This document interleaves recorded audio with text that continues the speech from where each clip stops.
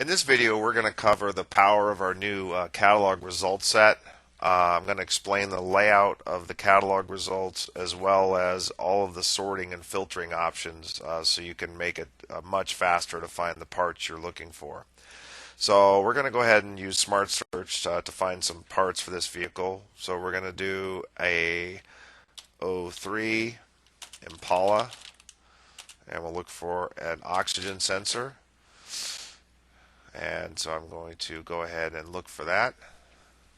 It's going to ask me the engine because I've got two different engines available, so I'll go ahead and pick it for the 3.4 liter. And we go build the result set, and as you can see in this particular case, I've got 12 different sensors that are actually available for this vehicle. So first, let's talk about the result set. You will always see the parts that you've selected in the My Parts bar.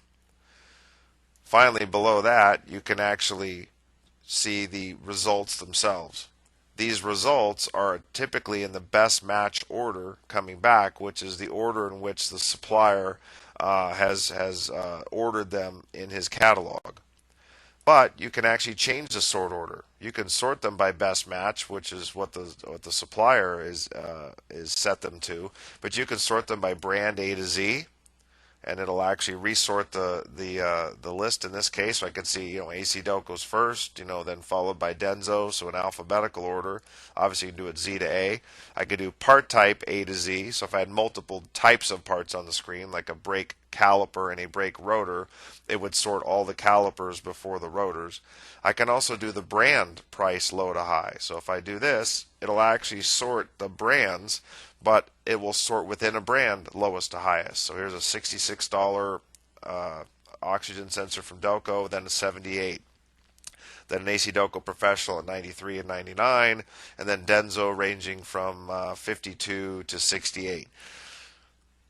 Probably one of the most common sorts is actually part type priced low to high. So what it does, it takes this part type here, oxygen sensor, and prices it from the lowest all the way to the highest price part. You can also do it highest to lowest. You can also do brand by available, where what we'll do is it will sort the brand in alphabetical order, and it will actually sort them by most available to least available from that brand. So quite a few sorts. We'll go ahead and we'll keep this at brand priced low to high. Now, that's the sorting. I can also change how many parts I have per page.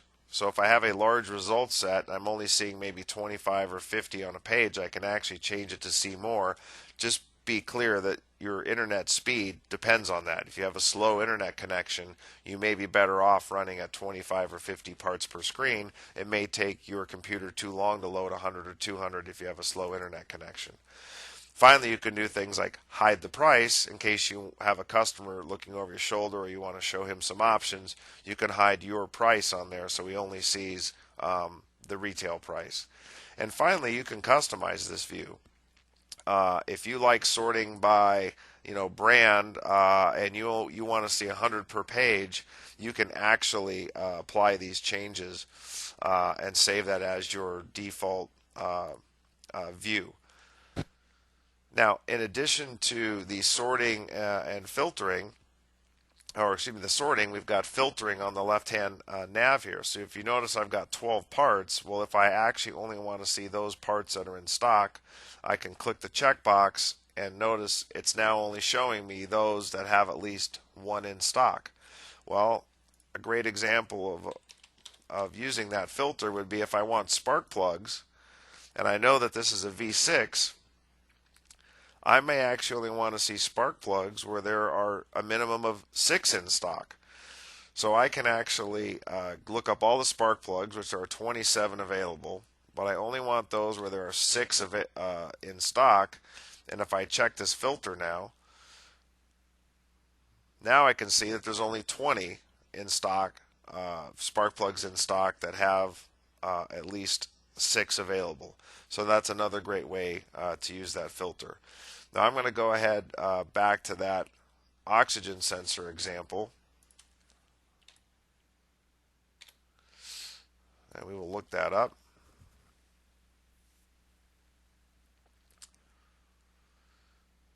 And in this particular case, I'm going to filter by those that are available. But what's nice about the left-hand nav is you also can filter, for instance, by brand. I can say, only show me Denso. It's actually going to narrow it down to just Denso. I can also narrow just by position. So I can say, only show me the upstream oxygen sensor. So there's the two Denso upstream oxygen sensors. If I take off Denso, I've now got three because you can see I've got ACES and Denso. So I can combine these also. So I can now say, well, I want to sort these by price, low to high, just for the upstream. And now it's going to resort the result set from lowest to highest price. And I could then say, well, now show, so I could perhaps purchase this Denso here, and I could actually say, now show me the downstream. Now there's the downstream sensor. Now in some cases you may see not specified.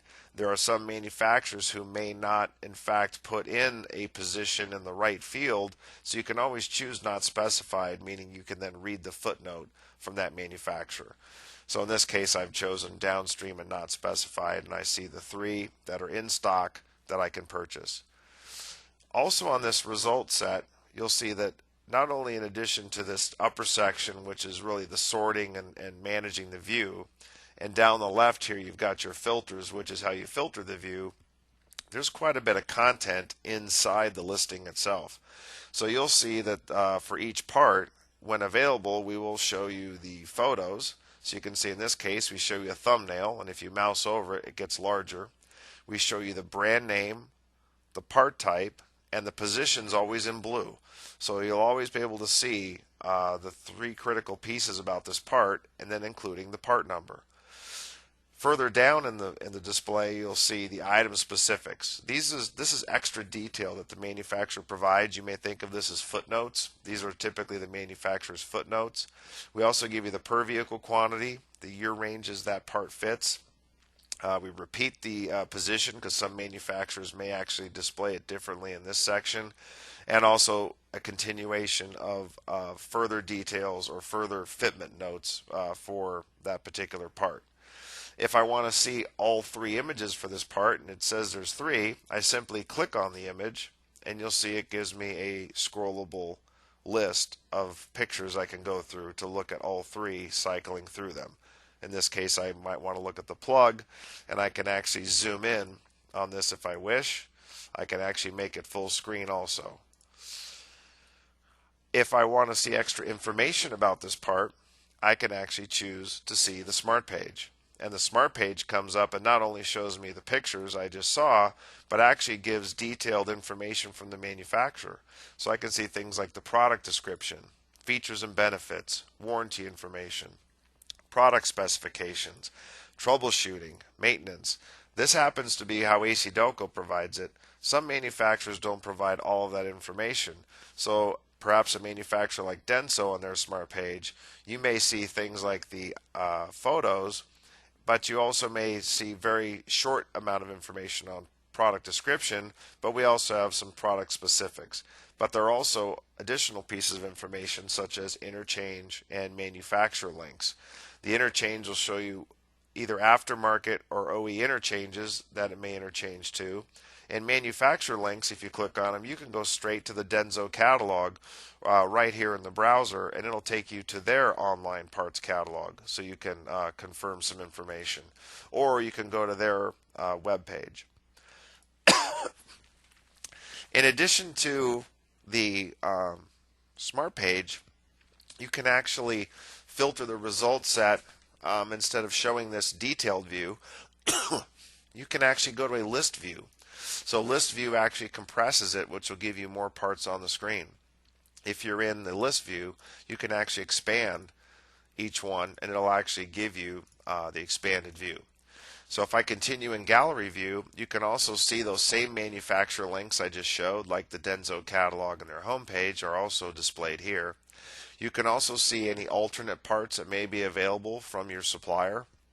So in this case, you can see that I've got a BCG line code oxygen sensor as an option for that one as well. I can also view interchanges right here, where it'll actually show me interchanges for this part. And finally, I've got related parts. So if I click on this and I say, well, I'm looking at the oxygen sensor, it's showing me parts that are typically related to an oxygen sensor repair. So things like I might be doing something with the ignition and the way this car is running and the drivability. So an ignition coil may be a common additional repair. If I click on ignition coil, it actually looks up all the ignition coils that are available for this vehicle. So you can see there's quite a bit of information and detail about the part in the center section of the screen. Finally, at the far right of the screen is all of the pricing information. So we've got things like the sell price, which is what a shop may charge a customer for that part. You have your price, which is the price you would pay your supplier for that part. You also have a stock summary. How many of these parts are available in my primary location I can buy from, and how many of these parts are available in other locations I have access to. Well, this drop-down box, as you see here, the branch drop-down box, shows all the locations I have access to, but this summary is very nice because it shows me in green what I have access to. If I were to take off this filter, you can see if I'm out of stock in any particular of these locations, it'll actually be in a gray state with red text. So I can see what's in stock, and I can also, if my distributor lets me, choose a different location. In some cases, distributors don't let you choose a different location. I can also alter the quantity I want to order, and simply by clicking the cart button, I add it to the cart. So that's a detailed overview of our part result page. As you can see, you can change and modify the result through the view, through sorting, through customizing, hiding the price, and changing the number of parts per page. You can also filter your result set by things like manufacturer, position, and other vehicle attributes. For instance, a vehicle may have a four-wheel drive or two-wheel drive. You would be able to filter on that. And then the middle of the page shows the details about the part result set, including things like thumbnails, smart pages, and additional information and links to the manufacturer's website. Thanks for listening to this overview of the part result page.